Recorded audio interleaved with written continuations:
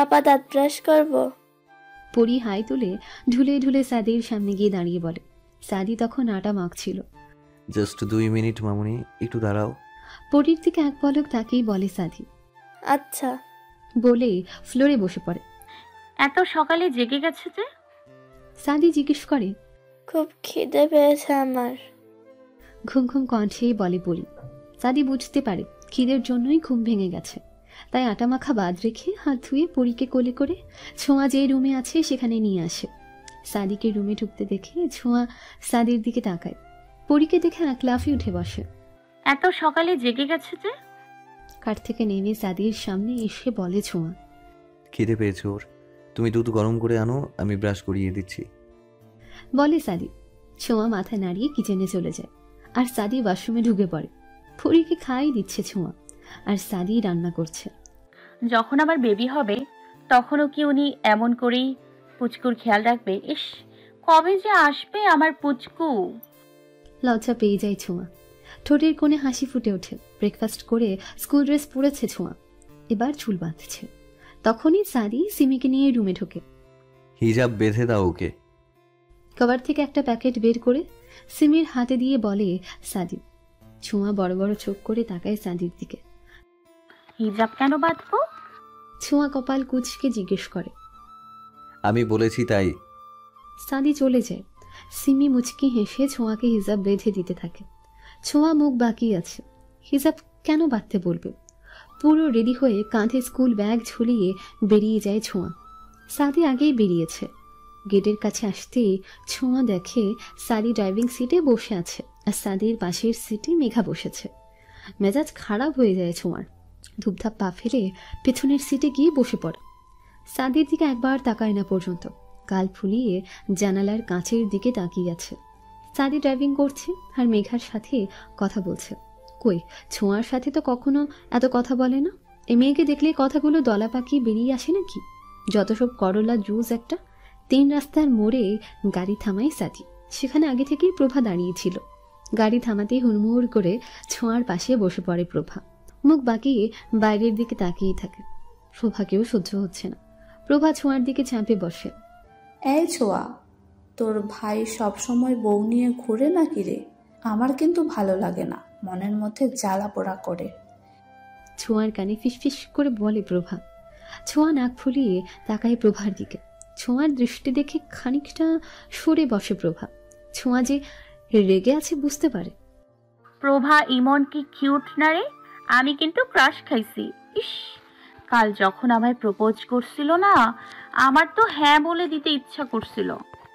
ছোঁয়া কাশি দিয়ে গলা পরিষ্কার করে জোরে জোরে বলে। প্রভা কপাল কুঁচকে ছোঁয়ার কথা বোঝার চেষ্টা করছে। মেঘা ভ্রু কুঁচকে ঘাড় বাঁকিয়ে ছোঁয়ার দিকে তাকায়। সাদি শান্তভাবে ড্রাইভ করতে থাকে। তো এটা মাইক লাগিয়ে বলার কি হলো? মেঘা বলে। ছোঁয়া দাঁত কটমট করে মেঘার দিকে তাকায়। ইমনকে? আর কাল তো তোকে কেউ প্রপোজও করেনি। প্রভা কপাল কুঁচকে বলে ওঠে।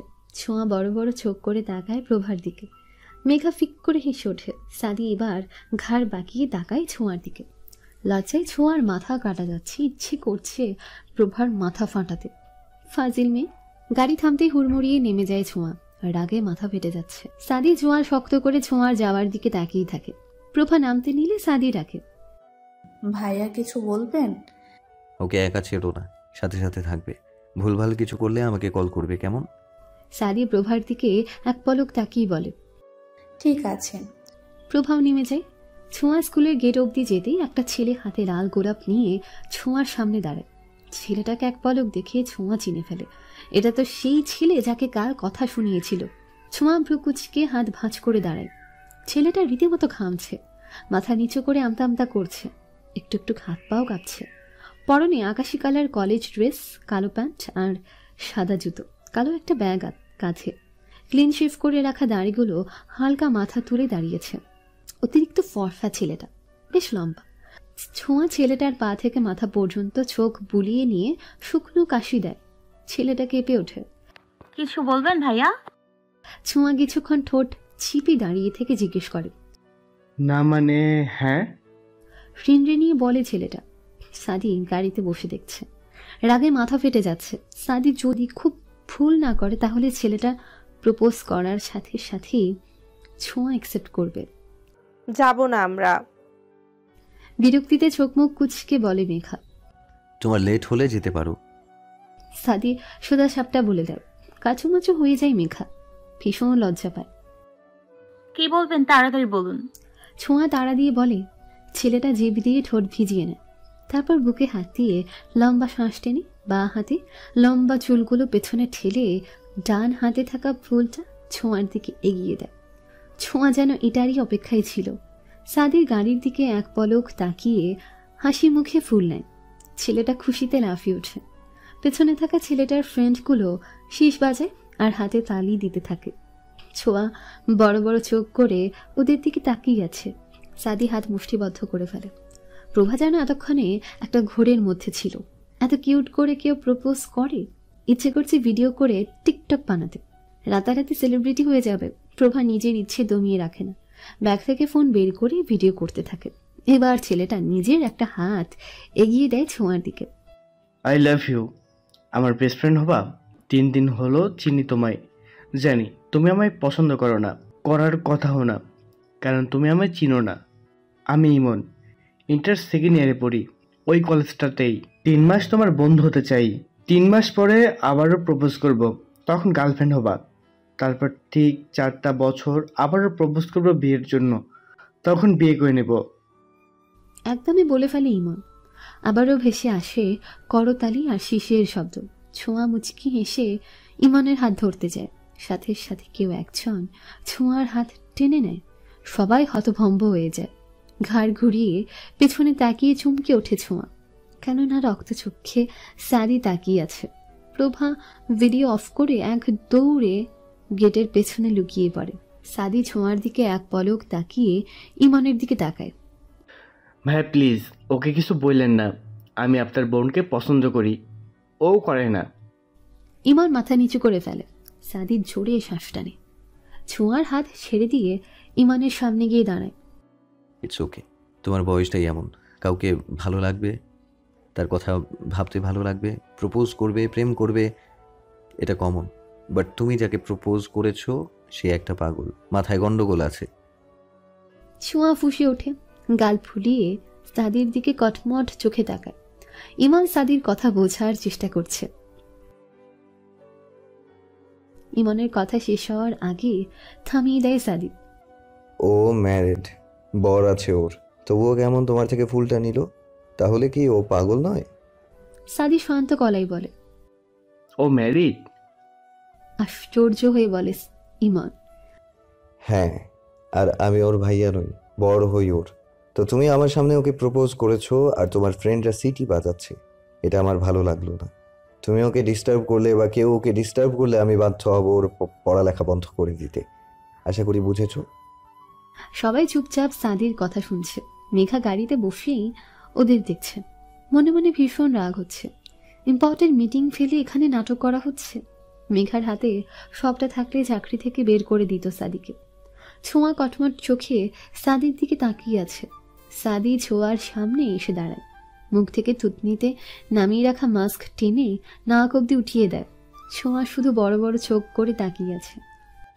এখানে পড়ালেখা করতে এসেছো, রূপ দেখাতে না। দাঁতে দাঁত চেপে বলে সাদি। তারপর ছোঁয়ার মাথায় ছাঁটি মেরে চলে যায়। ছোঁয়া শুধু তাকিয়ে তাকিয়ে দেখছে। সিমি পরীকে গোসল করার জন্য ডাকছে। পরী সিফাতের কাছে দরজা বন্ধ করে কিছু একটা করছে দুজন। 2 বার এসে ডেকে গেছে সিমি। মা ডাকছে তো বাবা, যাব। পরী গাল ফুলিয়ে বলে। সিফাত পরীকে কোলে তুলে নেয়।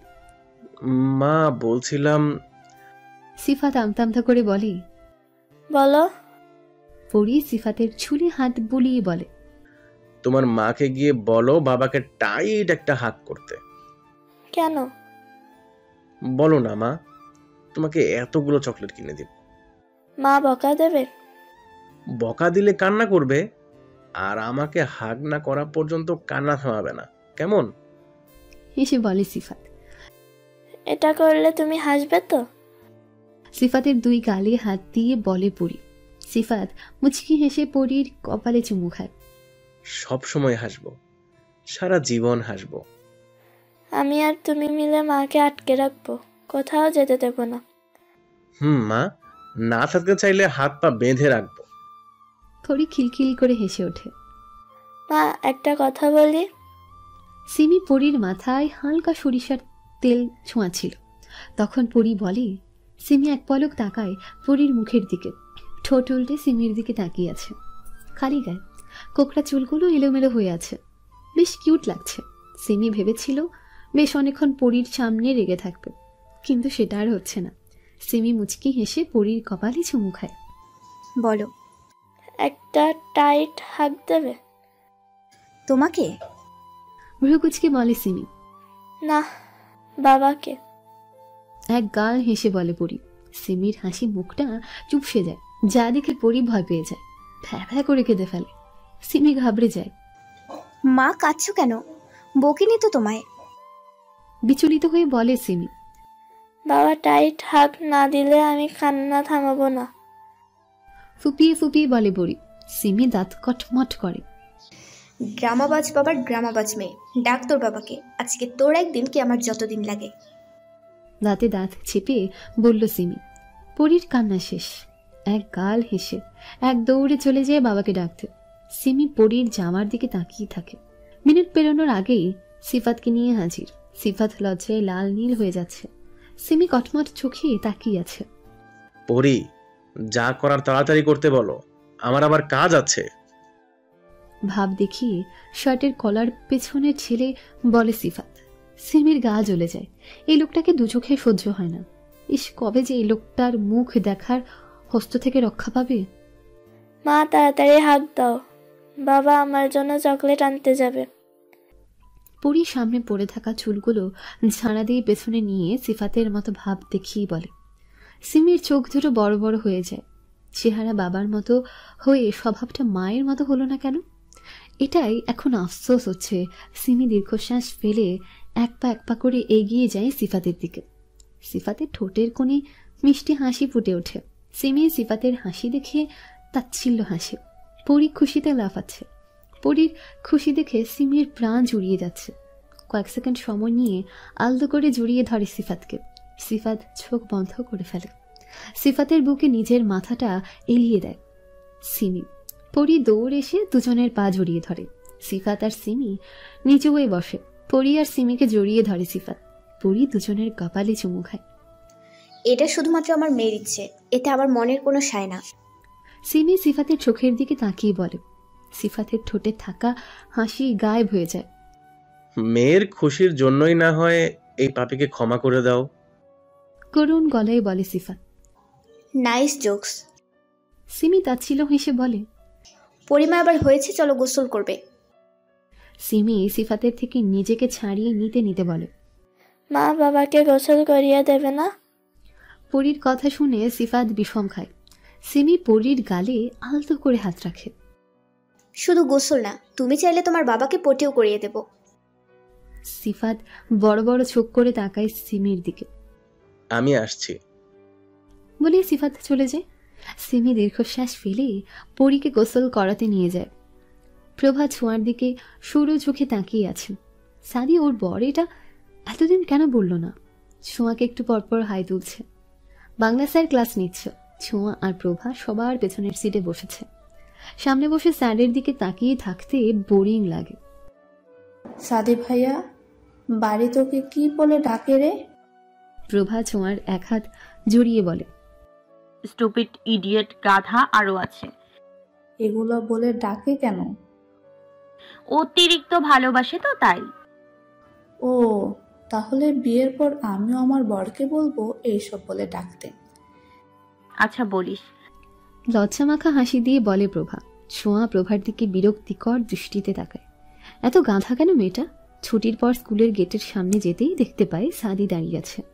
আজকে শুধু সাদির সাথে মেঘা না, ইভাও আছে। ছোঁয়া মুখ বাঁকিয়ে দুইটা মেয়ে নিয়ে ঘুরে ভাবা যায়। ছোঁয়া কাছাকাছি আসতে ইভা এক দৌড়ে ছোঁয়ার কাছে গিয়ে জড়িয়ে ধরে ছোঁয়াকে। কেমন আছো কিউট সুইট ভাবি? ছোঁয়ার গাল টেনে দিয়ে বলে ইভা। এই তো ভালো, আপনি? ছোঁয়া একটু হেসে বলে। আমিও ভালো। ছোঁয়া রিভা সাদির কাছে এসে দাঁড়ায়। মেঘা মুখ বাঁকায়। ছোঁয়াকে যে ওর পছন্দ না এটা ছোঁয়া বেশ বুঝতে পারে। ভাইয়া আপনার ফুল। বয়ের ফাট নয় হবে। একটা মেয়ে সাদির দিকে বেলি ফুলের মালা এগিয়ে দিয়ে বলে। সাদি বিনা বাক্যে ফুলের মালা নেই, আর মেয়েটা চলে যায়। মেয়েটাকে দেখে তো ফুল বিক্রেতা মনে হয় না, যথেষ্ট ভদ্র ফ্যামিলির মেয়ে বলেই মনে হয়। আর সাদি টাকাও দিল না। কে এই মেয়ে? প্রতিদিন কে মেয়েটাই ফুল দেয় সাদিকে? কেন দেয়? ফুল নিয়ে সাদি হাসলো না কেন? ছোঁয়া সাদির দিকে সরু চোখে তাকিয়ে ভাবছে। এই ছোঁয়া, ভাইয়া এখন তোকে ফুলের মালা দিয়ে প্রপোজ করবে? How romantic. প্রভা ছোঁয়ার কানের কাছে মুখ নিয়ে ফিসফিস করে বলে। ছোঁয়া চোখ পাকিয়ে তাকায় প্রভার দিকে, আর প্রভা চুপসে যায়। সাদে, মেয়েটা এখনো তোকে ফুল দেয়? ইভা অবাক হয়ে বলে। মাঝে মধ্যে দেয়। ব্যাপারটা তো খুব ইন্টারেস্টিং। আমার লেট হচ্ছে। সাদি গিয়ে ড্রাইভিং সিটে বসে পড়ে। মেঘা গিয়ে সাদির পাশে বসতে নেয়। মেঘা, তুমি পেছনে বসো। মেঘা সাদির দিকে এক পলক তাকিয়ে দীর্ঘশ্বাস ফেলে পেছনে গিয়ে বসে। প্রভা রিভাও পেছনে বসে। ছোঁয়া এখনো দাঁড়িয়ে, মনের মধ্যে ফুলের বিষয়টা ঘুরপাক খাচ্ছে। সাদি ছোঁয়ার দিকে তাকিয়ে বিরক্ত হয়। পৃথিবীকে চমকে দেওয়ার মতো কিছু আবিষ্কার করার কথা ভাবছো নিশ্চয়ই। সাদি বলে ওঠে। ছোঁয়া চমকে সাদির দিকে তাকায়, মুখ বাঁকিয়ে সাদির পাশে বসে পড়ে। ইভা আর প্রভা গল্পের ঝুড়ি খুলে বসেছে। ছোঁয়া আর চোখে সাদির দিকে তাকাচ্ছে। ফুল নিয়ে মনের মধ্যে প্রশ্ন থাকলে সেটা এখনই ঝেড়ে ফেলো। এটা আমার পার্সোনাল। তবে এটা শিওর থাকো, এই ফুলের মালা তোমার আর আমার সম্পর্ককে কখনোই ফাটল ধরাবে না। এটা কোনো সিরিয়াস বিষয় না। আশা করি এটাকে ইস্যু করে আবার ডিভোর্স পেপার বানাতে বলবে না। মন দিয়ে ড্রাইভ করতে করতে বলে সাদি। ছোঁয়া ঠোঁট টিপে হাসে। সাদি যে ডিভোর্সে ভয় পাচ্ছে এটা বেশ বুঝতে পারছে। ভাবছি আমিও প্রতিদিন ওই ছেলেটার থেকে ফুল নিব। ছোঁয়ার কথা শেষ হওয়ার সাথে সাথে সাদি গাড়ি ব্রেক করে। সবাই ভ্রুকুচকে তাকায় সাদির দিকে। সাদি চোখ বন্ধ করে মাথা ঝুঁকে বসে আছে। সাদি, ঠিক আছিস তুই? ইভা সাদির গায়ে হাত দিয়ে বলে। রীতিমতো ঘামছে সাদি। নীল শার্টটা ঘামে ভিজে গেছে। কয়েক সেকেন্ডের মধ্যে কি হয়ে গেল? ছোঁয়া ভয়ে রীতিমতো কাঁপছে। চোখ দিয়ে টপ টপ করে পানি পড়ছে। সাদি কথা বলছে না, শুধু জোরে জোরে শ্বাস টানছে।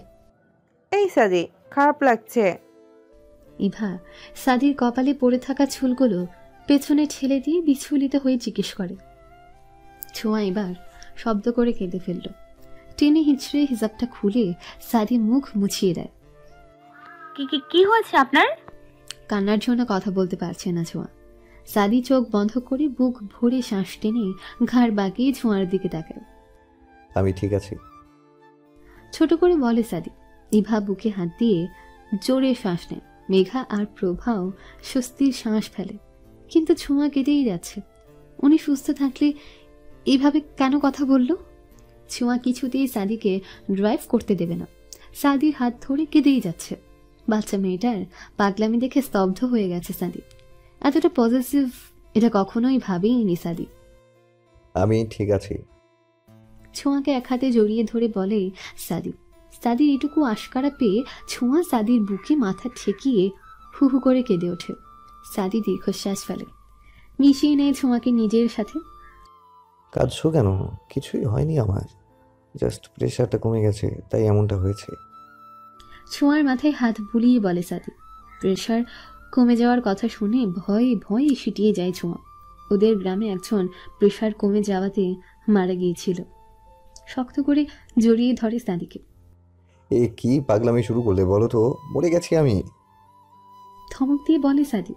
ছোঁয়ার অভিমান হয়, ছেড়ে দেয় সাদিকে। জানালার সাথে ঘেঁষে বসে চোখের পানি মুছতে থাকে। বাকি সবাই অবাক হয়ে যায়। এটুকুনি একটা মেয়ে এতটা ভালোবাসে সাদিকে।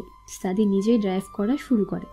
সৈকতের চেম্বারের সামনে ইভা আর মেঘাকে নামিয়ে দিয়ে বাড়ির দিকে চলে যায়। ছোঁয়া একটা কথাও বলছে না, মাঝে মাঝে শুধু নাক টানছে। 3 রাস্তার মোড়ে প্রভাকে নামিয়ে কাছের একটা ডাক্তারের চেম্বারে যায় সাদি। একা হলে কখনোই যেত না। ছোঁয়ার গাল ফুলানো দেখেই গেল। এতে যদি মেয়েটা খুশি হয় ক্ষতি কি? ডাক্তারের চেম্বারে গাড়ি থামার সাথে সাথে ছোঁয়া ঠোঁটের কোণে এক চিলতে হাসি ফোটে। সাদির দিকে তাকিয়ে একগাল হাসে। সাদি গম্ভীর চোখে তাকায় ছোঁয়ার দিকে। তাড়াহুড়ো করে নেমে যায় ছোঁয়া। তারপর সাদির এক হাত জড়িয়ে ঢুকে পড়ে ভেতরে। তেমন ভিড় নেই। সোজা গিয়ে ডাক্তারের সামনে বসে পড়ে ছোঁয়া। সাদির হাত ধরে টান দিয়ে ওকেও বসিয়ে দেয়। বেশ বিরক্ত হয় সাদি। ডাক্তার আঙ্কেল, উনি আমার বর সাদমান চৌধুরী। আজকে ড্রাইভ করার সময় উনি মাথা ধরে বসেছিল। ওনার সারা শরীর অসম্ভব ঘেমে গেছিল। কি হয়েছে ওনার? খুব চিন্তিত ভঙ্গিতে কাছুমাছু হয়ে বসে বলে ছোঁয়া। ডাক্তার সাদির দিকে ভালোভাবে পর্যবেক্ষণ করে। মামুনি, ওনার প্রবলেম তো ওনাকে বলতে হবে, না হলে তো আমি বুঝতে পারবো না। মুচকি হেসে বলে ডাক্তার। ছোঁয়া তাকায় সাদির দিকে। সাদি ছোঁয়ার দিকে এক পলক তাকায়। রাতে প্রচুর জ্বর আসছিল। সাদি বলে। ডাক্তার জ্বর প্রেফার মেপে ঔষধ লিখে দেয়। ছোঁয়ার মনটা ভীষণ খারাপ। সাদির জ্বর হলো আরও জানতেই পারল না। ছোঁয়ার জোড়াজুড়িতে ঔষধ কিনতে বাধ্য হয় সাদি। সাদির মতে এ সাধারণ অসুখ এমনিতেই সেরে যাবে। সারা রাস্তা কেউ আর কোনো কথা বলে না। সিমি রান্না করছে। সিফাত এটা সেটা এগিয়ে দিচ্ছে। এতে বিরক্ত হচ্ছে সিমি। এই, আপনার প্রবলেম কি? এভাবে গায়ে পড়ছেন কেন? পেঁয়াজ কাটছিল সিমি। সিফাত একটা পেঁয়াজ এগিয়ে দিতে সিমি ছুরি সিফাতের দিকে তাক করিয়ে বলে। সিফাত শুকনো ঠকিল। সিমির এরকম রাগি রাগি ফেসটা বেশ লাগছে সিফাতের। তো তোমাকে হেল্প করছি। ছুরিটা আলতো করে সিমির হাত থেকে নিয়ে বলে সিফাত। বলেছি আপনাকে। না মানে, তোমার রান্না তো আমিও খাবো, তাই ভাবছিলাম আর কি। মিকি হেসে বলে সিফাত। আপনাকে দেবো ভাবলেন কি করে? সিমি বুকে হাত গুজে দাঁড়িয়ে বলে। সিফাত ভড়কে যায়। আমি খাবো কি তাহলে? আমার মাথা খাবেন ইডিয়েট। মুখ ঘুরিয়ে আবার পেঁয়াজ কাটতে শুরু করে সিমি। পরি ঘুমাচ্ছে। সিফাত বেহায়ার মতো দাঁড়িয়েই থাকে। সিমির সামনে মোড়া টেনে বসে পড়ে সিফাত। সিমি একবার ভ্রু কুচকে তাকিয়ে আবার নিজের কাজে মন দেয়। সিমি? চমকে ওঠে সিমি। হাতটা থেমে যায়। চোখ বন্ধ করে জোরে শ্বাস নেয়। কি ছিল এই ডাকে? এই ডাকটা কেন হৃৎপিণ্ডে আঘাত করল সিমির? সিফাতের দিকে তাকানোর সাহস নেই। আমি বাবা মাকে বলেছি সব। আজকেই এখানে আসছেন তারা। এবার একটা বিহিত হয়ে যাবে বলো। আমি তোমার সাথে খুব অন্যায় করেছি। কেন অন্যায় করেছি জিজ্ঞেস করো না। আমি বলতে পারবো না। হয়তো লজ্জায়, নয়তো তোমার কাছে দ্বিতীয়বার ছোট হতে চাই না। তাই তুমি যা সিদ্ধান্ত নেবে আমি তাই মেনে নেব। ছোট থেকে পরীকে 2 হাতে মানুষ করেছি। ওকে ছাড়া আমি বাঁচবো না সিমি। সিফাতের গলা ধরে আসছে। কথা বলতে পারছে না। সিমির চোখেও পানি চিকচিক করছে। সাদি স্যার আমায় কথা দিয়েছে সবটা ঠিক করে দেবে। দেখি উনি কি করে। দীর্ঘশ্বাস ফেলে বলে সিমি। সিফাত উঠে পরীর কাছে চলে যায়। সিমি তাচ্ছিল হাসে। ভাগ্য খুব কাজে একটা খেলা খেললো সিমির সাথে। কপালটা এতটা খারাপ না হলেও পারত। বাসায় ফিরে আগে আগে ছোঁয়া সাদির রুমে ঢুকে পড়ে। এক প্রকার তাড়াহুড়ো করে। সাদির শরীরটা আমারও খারাপ লাগছে। মনে হচ্ছে জ্বর আসবে। সাদি রুমে ঢোকার সাথে সাথে ছোঁয়া সাদির থেকে ব্যাগ কেড়ে নেয়। অবাক হয় সাদি। কি করেছে জিজ্ঞেস করে। ছোঁয়া উত্তর দেয় না। সাদির হাত ধরে টেনে ড্রেসিং টেবিলের সামনে দাঁড় করিয়ে সাদির ঘড়ি খুলতে যায়। সাদি বাঁধা দেয়। পাগল হয়ে গেছো? চোখ পাকিয়ে বলে সাদি। বেশি কথা বললে মুখ সেলাই করে দিব। ছোঁয়া উল্টে চোখ রাঙিয়ে বলে। সাদি অবাক হয়ে যাচ্ছে ছোঁয়ার ব্যবহারে। সাদি ঘড়ি খুলে শার্টের বোতাম খুলে দেয়। এবার বাকিটা আমি পারবো। সাদি বলে। ছোঁয়া ভেঙচি কাটে কভার থেকে সাদি ট্রাউজার আর টি শার্ট এনে সাদির হাতে ধরিয়ে দেয়। শোনেন সাধু, শাশুড়ি আসছে একটু পরে। উনি যদি জিজ্ঞেস করে রান্না কে করে কি বলবেন? ভ্রুকুচকে জিজ্ঞেস করে ছোঁয়া। আমি? না, বলবেন ছোঁয়া রান্না করে। মিথ্যে কেন বলবো? না বললে আমিও বলে দিব। ছোঁয়া মিষ্টি করে হেসে বলে। ভরকে যায় সাদি। কি বলবে? বলবে আপনি আমার সাথে রোম্যান্স করেছেন। 2 হাতে মুখ ঢেকে বলে ছোঁয়া। কেসে ওঠে সাদি। আস্ত ইডিয়েট একটা মেয়ে। আর শোনেন, বলবেন আপনাকে খাওয়ানোর থেকে শুরু করে সবকিছু আমি করে দিই। ওকে? সাদি সরু চোখে তাকিয়ে থাকে ছোঁয়ার দিকে। কিছু বলে না। 2 মিনিটে শাওয়ার নিয়ে চলে আসবেন, না হলে ওয়াশরুমে লক করে রাখবো। চোখ রাঙিয়ে গটগট পা ফেলে চলে যায় ছোঁয়া। আস্ত এরিয়ার একটা। সাদি বিড়বিড় করে বলে, আচ্ছা জ্বালায় পড়লাম তো। সাদি বিরক্তিতে চোখ মুখ কুচকে বলে। ছোঁয়া সাদির বিরক্তিতে পাত্তা না দিয়ে তাড়াহুড়ো করে মাথা মুছছে সাদি। সাদি ওয়াশরুমে ঢোকার পর ছোঁয়া তোয়ালে হাতে দরজার সামনে দাঁড়িয়েছিল। ছোঁয়া খেয়াল করেছে সাদি কখনোই ভালো করে মাথা মোছে না। সাদি বের হতেই হাত ধরে টেনে খাটে বসিয়ে দিয়ে মাথা মোছা শুরু করে। এই মেয়ে, প্রবলেম কি তোমার? সাদি ছোঁয়ার হাত থেকে তোয়ালে নিয়ে ধমকে বলে। ছোঁয়া কাছামাছু হয়ে দাঁড়ায়। ধমকান কেন? আপনার গা গরম হয়ে যাচ্ছে, তাড়াতাড়ি মাথা মুছে দিলে জ্বর আসবে না আর। ব্রেনে নিয়ে বলে ছোঁয়া। সাদি ফুস করে শ্বাস টানে। আমি ঠিক আছি, এইটুকুনি জ্বরে আমার কিছু হয় না, এত কেয়ার করার মতো কিছু হয়নি। ধমক দিয়ে বলে সাদি। ছোঁয়া সোজা হয়ে দাঁড়িয়ে যায়। চোখের কোণে জমা হয় এক চিলতে জল। খুব করে কান্না পাচ্ছে। ঠোঁট কামড়ে কান্না আটকানোর চেষ্টা করছে ছোঁয়া। সেটা খেয়াল করে সাদি ভ্রু কুচকে ফেলে। আজিব, কান্না করার মতো কি করলাম? কপালে তিনটে ভাঁজ ফেলে বলে সাদি। এবার আর ছোঁয়া কান্না আটকাতে পারে না, ফুপিয়ে ওঠে, ঘাবড়ে যায় সাদি। কয়েক সেকেন্ড সময় নিয়ে নিজেকে স্বাভাবিক করে ফেলে। শোনো মেয়ে, কান্না থামাও। কথায় কথায় প্যাচ প্যাচ করে কাঁদা আমার পছন্দ না, আর বরের যেটা পছন্দ না সেটা বউদের করতে নেই। ঠান্ডা গলায় বলে সাদি। ছোঁয়া ফুপানো কমিয়ে ফেলে। হাতের উল্টো পিঠে চোখের পানি মুছে নেয়, কিন্তু মোছার সাথে আবার গড়ানো শুরু করে। সাদি বুঝতে পারে এই কান্না সহজে থামবার না। শরীরটা কেমন ম্যাচ ম্যাচ করে, আবারও জ্বর এসে গেল। তাড়াতাড়ি যাও, খাবার রেডি করো, খেয়েও ওষুধ খেতে হবে তো। ফট করে কান্না থেমে যায় ছোঁয়ার। সাদি কপালে হাত দিয়ে জ্বর চেক করে, তারপর তাড়াহুড়ো করে বেরিয়ে যায়। সাদি দীর্ঘশ্বাস ফেলে। এই আস্ত এরিয়াটা হঠাৎ অভিমানী মেঘকন্যা কেন হয়ে গেল? তবে মন্দ না। মুচকি হাসে সাদি। তোয়ালে রেখে আয়নার সামনে গিয়ে দাঁড়ায়। হাত দিয়ে চুলগুলো ঠিক করতে থাকে। ছোঁয়া তাড়াহুড়ো করে করলা ভাজি দিয়ে ভাত নিয়ে হাজির। আর সিমিকে বলেছে একটু মাংসের তরকারি নিয়ে আসতে। নিজেও নিয়ে আসতে পারতো, কিন্তু মাংস বাড়তে বাড়তে একটু দেরি হয়ে যাবে তো, আর এই মুহূর্তে এতটুকু দেরি করতে চায় না ছোঁয়া। খাটের উপর প্লেট রেখে হাঁপাচ্ছে ছোঁয়া। বুকে হাত দিয়ে অনবরত শ্বাস টেনেই যাচ্ছে। এত তাড়াহুড়ো করার কি আছে? ভ্রুকুচকে বলে সাদি। ছোঁয়া উত্তর দেয় না। সাদি খাটে গোল হয়ে বসে পড়ে। তখনই সিমি আসে মাংসের বাটি আর পানির জগটা নিয়ে। হাত জোড়া থাকাতেই আর পারমিশন নেয় না, সাদি এনে রাখে। প্রত্যুত্তরে সিমির দিকে একটু তাকায় সাদি। মুচকি হেসে বলে সিমি। স্যার বইল না, সে অনেক আগে স্যার ছিলাম, ভাইয়া বলেই ডেকো। সাদি বলে, জি। মা আসছে, আমি মাকে বলেছি সব। আমার মা কখনো অন্যায়কে প্রশ্রয় দেয় না।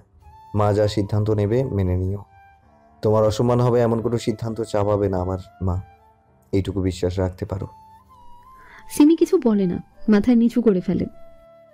আসছি বলেই সিমি চলে যায়। ছোঁয়া সিমিকে দেখে তার দিকে তাকিয়ে থাকে। সাদি ভাত মেখে মুখে নেবে, তখনই মনে পড়ে ছোঁয়াও তো খায়নি। বিরক্ত হয় সাদি। কেন খায়নি? এই মেয়ে বসো। ছোঁয়া সিমির কথা ভাবছিল। সাদির কথাই চমকে দেখে। তা দেখে সরু চোখে তাকায় সাদি। কি হলো, বসো। ছোঁয়া গুটিসুটি মেরে বসে পড়ে। সাদি ছোঁয়ার মুখের সামনে খাবার ধরে। মুখে এক চিলতে হাসি ফুটে ছোঁয়া। ওনার হাতে খেতে দারুণ লাগে, ইচ্ছে করে প্রতিদিন খেতে, কিন্তু ওনাকে বলার সাহস হয়ে ওঠে না। ছোঁয়া খাবার মুখে নেয়। সাদি একবার নিজে খাচ্ছে, আর একবার ছোঁয়াকে খাওয়াচ্ছে। সিমি পরীকে খাওয়ানোর জন্য ভাত মাখছে, আর সিফাত পরীর কানে কানে বুদ্ধি আসছে। সিমি আর চোখে বেশ কয়েকবার তাকিয়েছে ওদের দিকে। মা হা করো। পরীর মুখের সামনে খাবার তুলে দিয়ে বলে সিমি, খাবো না। পরী বুকে হাত গুজে গাল ফুলিয়ে বসে পড়ে। কেন? তুমিই তো বললে মাংস খাবে। কপালে রাগ দেখিয়ে বলে সিমি, আমি ভাত খাবো, কিন্তু তোমার হাতে খাবো না। তো কার হাতে খাবে? বাবার হাতে। সিমি প্লেট নামিয়ে নেয়। খাও। সিমি খাট থেকে নামতে নিলে পরী ওড়না টেনে ধরে। ভ্রুকুচকে তাকায় সিমি। সমস্যা কি? রেগে বলে, আজকে বাবা তোমাকে আর আমাকে খাইয়ে দেবে। মুচকি হেসে বলে পরি। কোন দুঃখে? সিফাতের দিকে এক পলক তাকিয়ে বলে, ও মা, খাও না, বাবা খুব টেস্টি করে ভাত মাখে। খাবে তো বলো? তুমি না খেলে আমিও কিন্তু খাবো না। শুরু হয়ে গেল মেয়ের আবদার। সিফাত মুচকি হাসে। মেয়ের আবদার কখনোই যে সিমি ফেলবে না এটা খুব ভালো করেই জানা ওর। সিফাত বড় প্লেটে করে ভাত নিয়ে আসে। সিমি চুপচাপ মাথা নিচু করে বসে আছে। পরি সিমির কোলে বসে গল্প ঝুড়ে দিয়েছে। সিফাত ভাত মেখে সিমির মুখের সামনে ধরে। সিমি তাকায় এক পলক সিফাতের দিকে। বুক ছিঁড়ে দীর্ঘশ্বাস বেরিয়ে আসে। মা, খাও না। খাবার মুখে নেয় সিমি। পরি খুশিতে মাকে চুমু খায়, তারপর নিজেও মুখে নেয়। সিফাত মা আর মেয়েকে খাই দিচ্ছে, আর তার ব্লক খেলনা নিয়ে বাড়ি বানাচ্ছে। মেয়ের সাথে যেন সিমিও আজকে বাচ্চা হয়ে গেছে। মেয়ের সাথে মিলে হাসছে, আবার কখনো রাখছে, কখনো পরীর গাল টেনে দিচ্ছে। সিফাত মুগ্ধ নয়নে দেখছে। এসে কত সুখী সে। এর চেয়ে সুখ পৃথিবীতে আছে নাকি? বিকেলে সাদি ঘুমোচ্ছে, আর ছোঁয়া পড়ছিল, তখনই কলিং বেল বেজে ওঠে। খুশিতে লাফিয়ে ওঠে ছোঁয়া। শ্বশুর শাশুড়ি চলে এসেছে। ইস, কতদিন শাশুড়ির বকা খাওয়া হয় না। এক দৌড়ে গিয়ে দরজা খুলে ছোঁয়া। সাবিনা বেগম মুখ ভার করে ছোঁয়ার দিকে তাকিয়ে আছে, আর শ্বশুর মশাইয়ের মুখে হাসি। বাবা কেমন আছেন? শাশুড়ি কেমন আছেন? আলহামদুলিল্লাহ মা, তোমার কেমন চলছে? শ্বশুর মশাই ছোঁয়ার মাথায় হাত বুলিয়ে, খুব ভালো, ভেতরে আসুন। ওনারা ভেতরে আসে। শ্বশুর মশাই চলে যায় সাদিকে দেখতে। ছোঁয়া দাঁত কেলিয়ে শাশুড়ির দিকে তাকিয়ে আছে। এতে দাঁত কেলানো কিছু হয়নি, এখনই তুমি যাবে আমার সাথে পার্লারে। দাঁতে দাঁত চেপে বলেন সাবিনা বেগম। ও মা, এখন সাজুগুজু করবো কেন? ধরে বেঁধে আর একটা বিয়ে দিয়ে দেবেন নাকি? ছোট ছোট চোখ করে তাকিয়ে বলে ছোঁয়া। ইহ, বুদ্ধির কি বহর, নাক ফুটো করবো তোমার, নাকফুল সাথে এনেছি। ছোঁয়া মুচকি হাসে। নিজেও চাইছিল নাক ফুটো করতে। একবার মা বলেছিল বিবাহিত নারীদের নাক ফুল না থাকা স্বামীর জন্য অমঙ্গল। যদি ছোঁয়া এসব বিশ্বাস করে না, তবু শাশুড়ি তো বিশ্বাস করে, তার বিশ্বাসের জন্যই বলবে। নাক তো ফুটো করবই, আগে ফ্রেশ হয়ে আসুন, তারপর বড় ছেলের বউকে দেখুন, তারপর যাবে নাক ফুটো করতে। শাশুড়িকে এক প্রকার টেনে রুমে নিয়ে যায়। লাগেজ খুলে শাশুড়ির শাড়ি বের করে দিয়ে ওয়াশরুমে ঢুকিয়ে দেয়। তারপর চলে যায় শরবত বানাতে। সাবিনা বেগম ভ্রুকুচকে তাকিয়ে আছে সিমির দিকে। সিমি কাচুমাচু হয়ে বসে আছে। সামনে কেউ এভাবে তাকিয়ে থাকলে অস্বস্তি তো হবে। পরি সিমির কোলে ঘাপটি মেরে বসে আছে। ছোঁয়া শাশুড়ির পায়ের কাছে বসে আছে। শাশুড়ি আমার আপি কিন্তু খুব ভালো, সব রান্না পারে, খুব কাজের মেয়ে। একগাল হেসে বলে ছোঁয়া। তুমি কি পারো সেটা বলো। মুখ বাঁকিয়ে বলেন তিনি। আমি খেতে পারি, আপনি আর আপি রান্না করবেন, আমি শুধু খাবো। দারুণ না ব্যাপারটা? হাতে তালি দিয়ে খুশিতে লাফিয়ে উঠে বলে ছোঁয়া। সিমি অসহায় চোখে তাকিয়ে আছে ছোঁয়ার দিকে। সাবিনা বেগম উপরে কঠিন হয়ে থাকলেও ভেতরে হাসছে। শোনো মেয়ে, আমি তোমাকে সোজাসাপটা কিছু প্রশ্ন করব, বিনা সংকোচে উত্তর দিবা। সিমির দিকে তাকিয়ে বলে সাবিনা বেগম। সিমি সময় না নিয়ে মাথা নাড়ায়। তোমার কি নতুন করে সংসার বাঁধার ইচ্ছে আছে? সিমি তাকায় সাবিনা বেগমের দিকে। এরকম প্রশ্ন করবে এটা যেন সিমি জানতো। ছোঁয়া গোল হয়ে বসেছে নাই শোনার জন্য। ইচ্ছে থাকলে এতদিন অপেক্ষা করতাম না, অনেক আগেই বিয়ে করে নিতাম। মাথা নিচু করে আলতো হেসে উত্তর দেয় সিমি। আমি কখনোই আমার ছেলে মেয়েদের ওপর কিছু চাপিয়ে দিয়েছি বলে তো মনে হয় না। হ্যাঁ, সাধু বিয়ে করতে চাইনি, আমি জোর করেছি। সাধু যদি বলতো ওর পছন্দের কেউ আছে, তাহলে কখনোই এমনটা করতাম না, কিন্তু ওর পছন্দের কেউ ছিল না। সিফাত কখনো তোমার কথা আমাকে বলেইনি। কেন মিথ্যে বললো ও তোমায়? দুধের শিশু পরীকে কোলে নিয়ে সিফাত যখন বাড়িতে ঢুকেছিল, আমি তখন শুধু একবার জিজ্ঞেস করেছিলাম বাচ্চাটাকে। ও বলেছিল ওর মেয়ে, ব্যাস, আর কখনো কিছুই জিজ্ঞেস করিনি। কোলে পিঠে করে বড় করেছি। তাহলে আমার সেই সন্তান কেন মায়ের নামে এত বড় মিথ্যে অপবাদ দিয়ে তোমার মতো নিষ্পাপ মেয়েকে ঠকালো? গলা ধরে আসে সাবিনা বেগমের। চোখ দুটো ভিজে আসে। সিমির চোখেও পানি। ছোঁয়া শাশুড়ির পা জড়িয়ে ধরে কোলে মাথা রাখে। খুব খারাপ মামি হয়তো। ছেলেরা কখনোই আমাকে কিছু বলে না, আমার মেয়েও কখনো কিছু বলে না, যেন আমি ওদের বোঝা।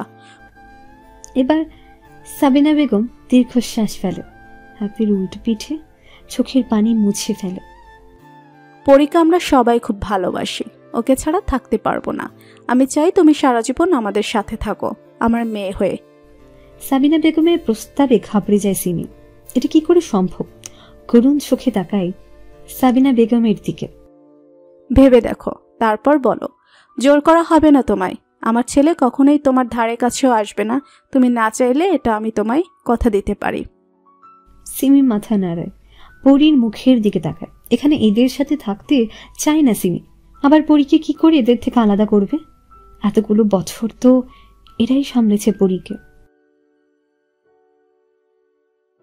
ছোঁয়া উঠে চলে যায়। সাবিনা বেগম সিমির সাথে টুকটাক গল্প শুরু দেয়, পড়ালেখা, পরিবার, স্বপ্ন, এসব সম্পর্কে।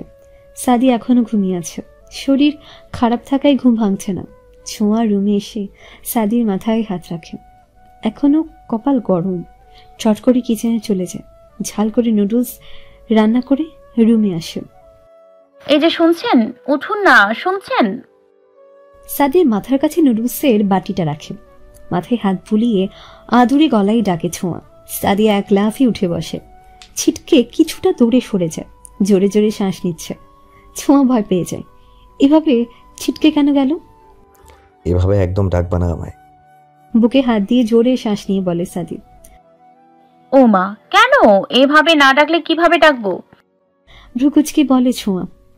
যেভাবে খুশি ডেকো, কিন্তু এইভাবে ডাকবা না। বিরক্তিতে চোখ মুখ কুচকে বলে সাদি। ছোঁয়া মন খারাপ করে মাথা নিচু করে ফেলে। ডাকছো কেন? মাত্র না ঘুমালাম। হাই তুলে বলে সাদি। খাবার খেয়ে ওষুধ খেতে হবে তো, তাই।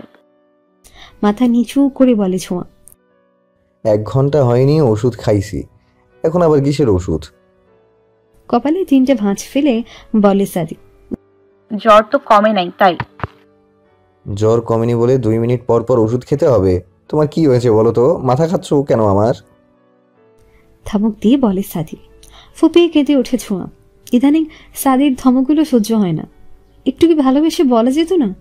এভাবে ধমক দেওয়ার কি আছে? সাদি ফুঁস করে শ্বাস নেয়, মাথাটা টনটন করছে ব্যথায়। আর একটু ঘুম হলে ভালো লাগতো, এখন আবার প্যাচ প্যাচ করে কান্না। জীবনটা একদম যা ইচ্ছে তাই অবস্থা। খাইয়ে দাও। চোখ বন্ধ করে চুল টেনে বলে সাদি। ছোঁয়া যেন এটারই অপেক্ষায় ছিল। চট করে চোখের পানি মুছে বাটি হাতে সাদির দিকে এগিয়ে বলে। চামচে নুডলস পেঁচিয়ে সাদির মুখের সামনে ধরে। সাদি সরু চোখে তাকায় ছোঁয়ার দিকে। একটু বসো, কুলি করে আসি। আলস ভঙ্গিতে বিছানা ছাড়ি সাদি। হাঁটতে ইচ্ছে একদমই হচ্ছে না, কি আর করার? মহারানী যখন বলেছে তখন তো খেতে হবেই। বেশ সময় নিয়ে চোখে মুখে পানি দিয়ে বের হয় সাদি। ছোঁয়া এখনো একই ভঙ্গিতে বসে আছে বিছানায়। সাদি তোয়ালি দিয়ে মুখ মুছতে মুছতে ছোঁয়ার সামনে আসে, বসে। ছোঁয়া পরম তৃপ্তিতে খাইয়ে দিতে থাকে সাদিকে। 2-1 মুখে দিয়ে নাক মুখ কুচকে ফেলে সাদি। ছোঁয়ার হাসি মুখটা চুপসে যায়। রেখে দাও, পরে খেয়ে নেব। আবারও কম্বল টেনে শুয়ে পড়ে সাদি। ছোঁয়া সাদি রাত খাওয়া খাবারটার দিকেই তাকিয়ে আছে। চুল টেনে দাও। ঘুম চড়ানো কণ্ঠে বলে সাদি। ছোঁয়া মুচকি হাসে। রাত খাওয়া খাবারটা তাড়াহুড়ো করে খেয়ে নিয়ে সাদির মাথার কাছে বসে টুল টেনে দিতে থাকে। বিকেলে সিমি আর ছোঁয়াকে নিয়ে সাবিনা বেগম বের হবেন বলে তাড়া দিচ্ছে। সাদির জ্বর অনেকটা কমে গেছে, কিন্তু এখনো ঘুমোচ্ছে।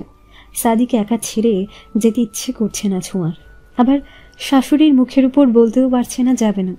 তাই মন খারাপ করে কালো একটা 3 পিস পরে নেয়, সাথে কালো হিসাব বেঁধেছে। সিমিও কালো জামা পরেছে, পরীকে সিফাতের কাছে রেখে যাবে। সিফাতের কাজ নেই, শামীম চৌধুরী, সিফাত আর সাদি বাড়িতে থাকবে আর মেয়েরা বেরোবে। শেষবার সাদির চুলের ভাঁজে হাত বুলিয়ে বেরিয়ে যায় ছোঁয়া। শাশুড়ি প্রথম ওদের নিয়ে পার্লারে আসে। ছোঁয়া ভীষণ ভয় পাচ্ছে, কিন্তু প্রকাশ করছে না। নাক তো ফুটো করতেই হবে। সাবিনা বেগম নাক ফুল সাথে এনেছে, একেবারে নাক ফুল পরিয়ে নিয়ে যাবে। চোখ বন্ধ করে সাদির মুখটা স্মরণ করে আর তখনই নাক ফুটো করে দেয়। নাক ফুটো করা শেষে কিছু কেনাকাটা করে নেয়।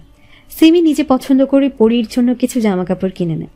সিমিকেও একটা নাকফুল কিনে দেয় সাবিনা বেগম। সিমি নিতে ইতস্তত করছিল, কিন্তু মুখের উপর নাও করতে পারছিল না।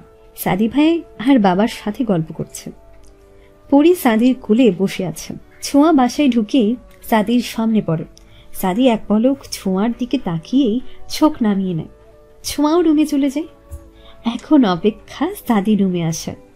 সাদির থেকে খুব করে শুনতে ইচ্ছে করছে, তোমাকে খুব সুন্দর লাগছে। কিন্তু এটা কি আদৌ সম্ভব সাদি বলবে? যদি না বলে? মন খারাপ করে বসে আছে ছোঁয়া। জামা কাপড় পাল্টাতে ইচ্ছেই করছে না, আয়না দেখতেও ইচ্ছে করছে না। একটু পরেই সাদি রুমে চলে আসে, তবুও ছোঁয়া তাকায় না সাদির দিকে। সাদি এসে ছোঁয়ার পাশে বসে ছোঁয়ার দিকে পূর্ণ দৃষ্টিতে তাকায়। ওষুধ তো খেয়েছি, তাহলে মন খারাপ কেন? ছোঁয়া উত্তর দেয় না, তাকাইও না সাদির দিকে। সাদি জোরে শ্বাস টানে। তোমাকে খুব সুন্দর লাগছে, নাক ফুলে খুব মানিয়েছে। এ কথাটা ছোঁয়ার ছোট মনে ভালোবাসার পরিমাণটা বাড়িয়ে দেওয়ার জন্য যথেষ্ট। মনের ছুঁয়ে যায় একরাশ ভালোবাসা। প্রিয় মানুষটার একটু প্রশংসাই পারে হাজারো মন খারাপ দূরে রাখতে। ঠোঁটের কোণে ফুটে ওঠে এক চিলতে হাসি। সাদির দিকে তাকায়। সাদি ছোঁয়ার দিকে তাকিয়েই ছিল, তাই দুজনের চোখাচোখি হয়ে যায়। চোখে চোখ পড়তেই মৃদু হাসে সাদি।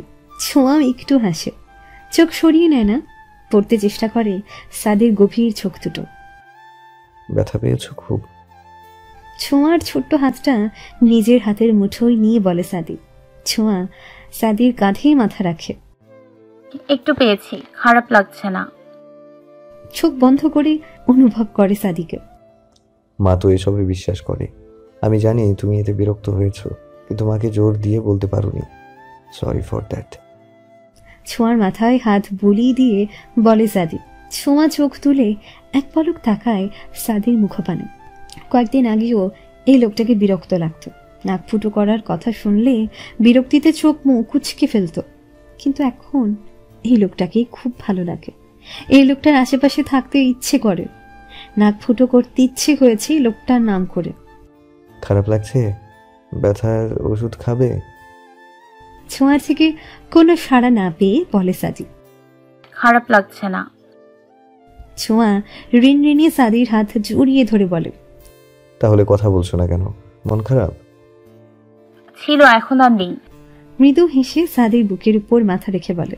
সাদিও এক হাতে আগলে নেয় ছোঁয়াকে। এভাবে কতক্ষণ ছিল জানা নেই। দুজনেই চুপচাপ, একজন আরেকজনের নিঃশ্বাসের শব্দ গুনছে। তোমাকে একটু ছুঁয়ে দেই? হাঁসফাঁস করতে করতে বলে সাদি। ছোঁয়া সাদির কথার অর্থ বুঝতে পারে না। হাত ছেড়ে মাথা তুলে তাকায় সাদির দিকে। সাদি চোখ বন্ধ করে জোরে শ্বাস টানে, তারপর ছোঁয়ার দুই গালে হাত দেয়।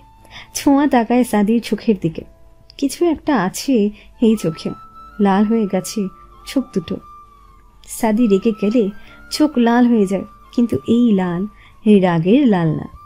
সাদি ছোঁয়ার কপালে কপাল ঠেকিয়ে চোখ বন্ধ করে নেয়। ছোঁয়া সাদির হাতের উপর নিজের হাত রাখে, খুব যত্ন করে ছোঁয়ার নাকে ঠোঁট ছুঁয়ে দেয় খানিকক্ষণ সময় নিয়ে। আবেশে চোখ বুঝে নেয় ছোঁয়া। এখন শাড়ি পরলে একদম পারফেক্ট বউ লাগবে তোমায়।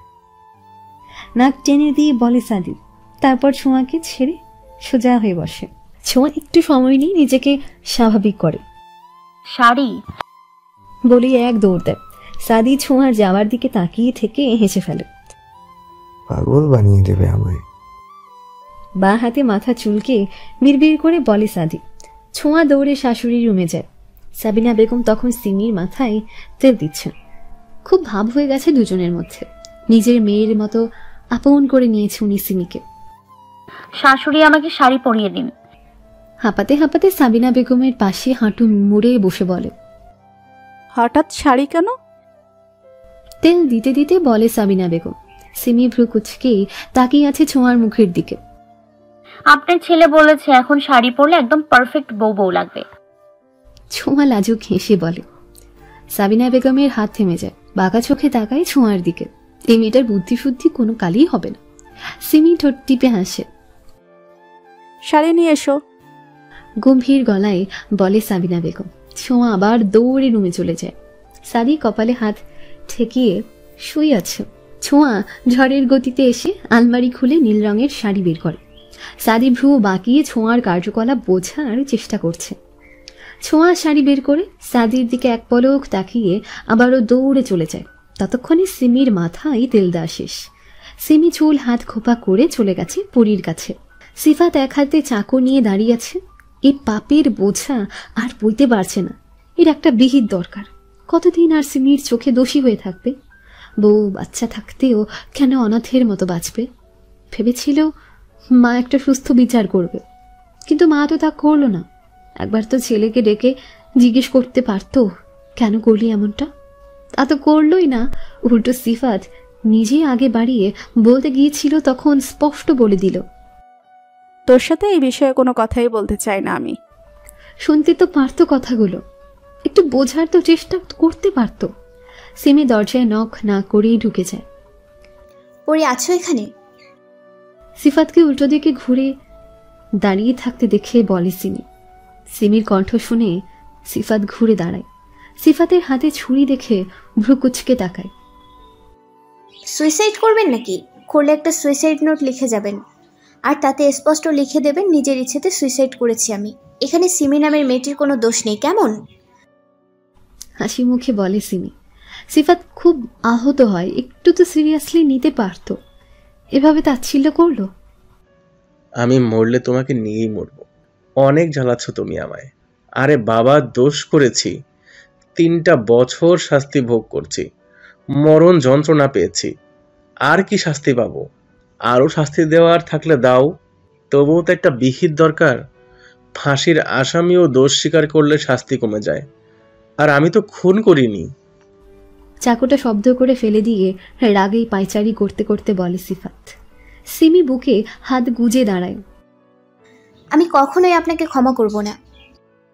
শক্ত গলায় বলে দেয় সিমি। সিফাত তেড়ে আসে সিমির দিকে। সিমি একটু ঘাবড়ে যায়, 2 পা পিছিয়ে দেয়ালে ঠেস দিয়ে দাঁড়ায়। সিফাত শব্দ করে দরজা বন্ধ করে তালা দিয়ে দেয়। চাবিটা জানলা দিয়ে বাহিরে ফেলে দেয়। সিমি কপালে ভাঁজ ফেলে সিফাতের কার্যকলাপ দেখছে। করতে চাইছি এটা কি? আমি পারবো না সিমি, মরে যাচ্ছে আমি। আমাকে বাঁচাবে না তুমি? আমার কথা না হয় নাই ভাবলে, নিজের মেয়ের কথা তো ভাববে। আমি মরে গেলে আমার পরি বাঁচবে না। ভীষণ ভালোবাসে আমায়। হাঁটু মুড়ে বসে করুণ দৃষ্টিতে সিমির দিকে তাকিয়ে বলে সিফাত। সিমি তাচ্ছিল্য হাসে। বেঈমানদের জন্য মায়াটা একটু বেশিই জমে যায়। কি গ্যারান্টি আছে আমার মেয়েও আমার মতো ঠকবে না? যাদের রক্তে বেঈমানি মিশে গেছে তারা কখনোই বেঈমানি ছাড়তে পারে না।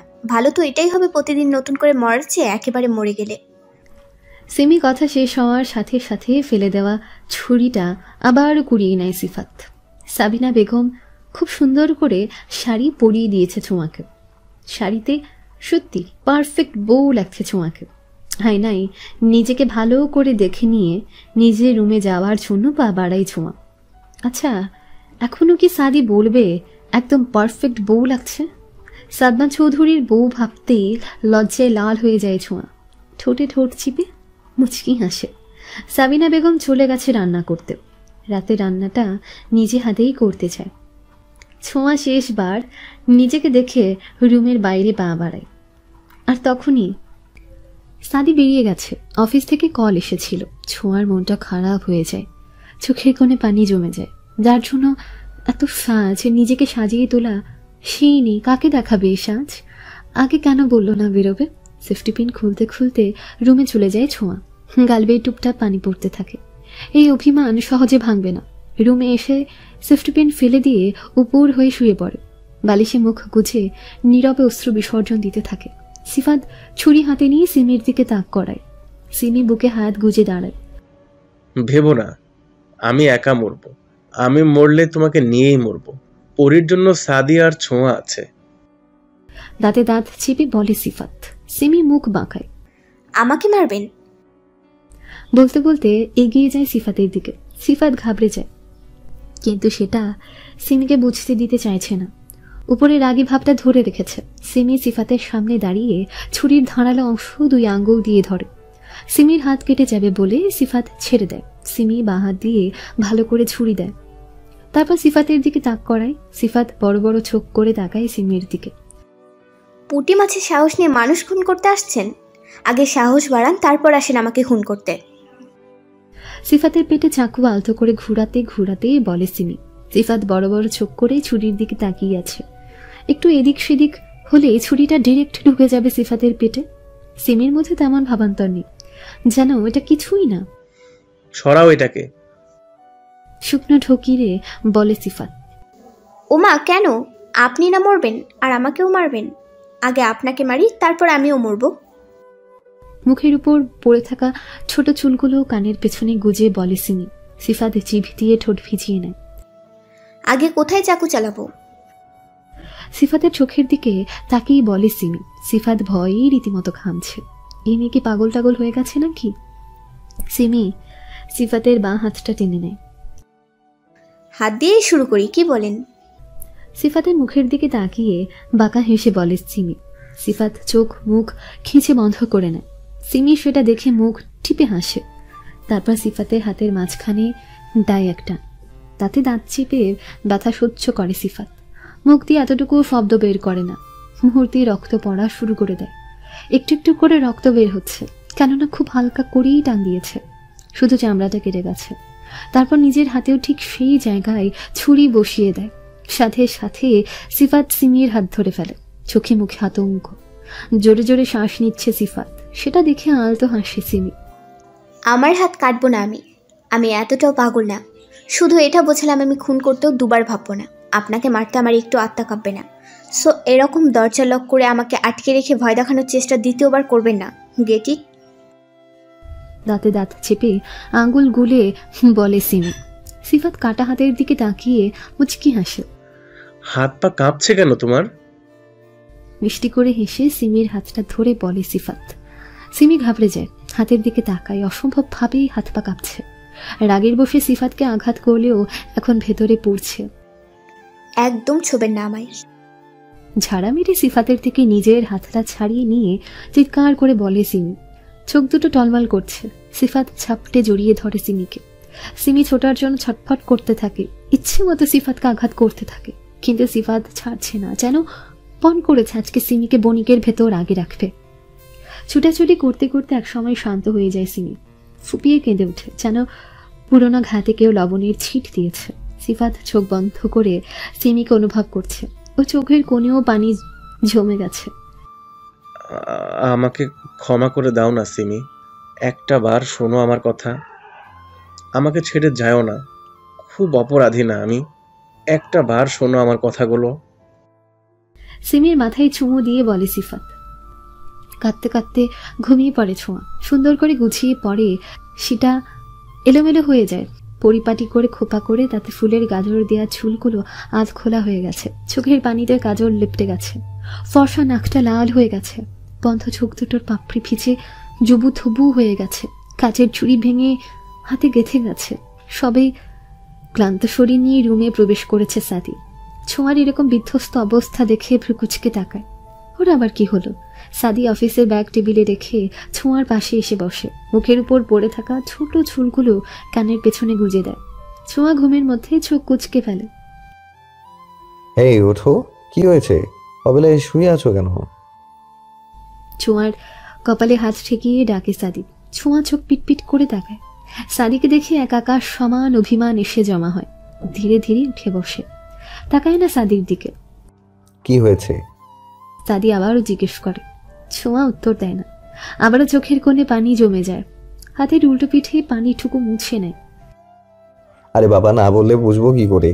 শাড়ি পরেছো ঠিক আছে, আবার এলোমেলো করে দিয়েছো কেন? কি কিছু বলেছে? শরীর খারাপ লাগছে? ছোঁয়ার দুই গালে হাত দিয়ে বলে সাদি। ছোঁয়া ফুপিয়ে কেঁদে ওঠে। সাদি খুব যত্ন নিয়ে চোখের পানি মুছে নেয়। বাস কান্না শেষ। এভাবে আর আমার সামনে আসবে না, আমি এলোমেলো হয়ে যাই। ছোঁয়ার নাকে নাক ঘষে বলে সাদি। ছোঁয়া মুখ বাঁকায়।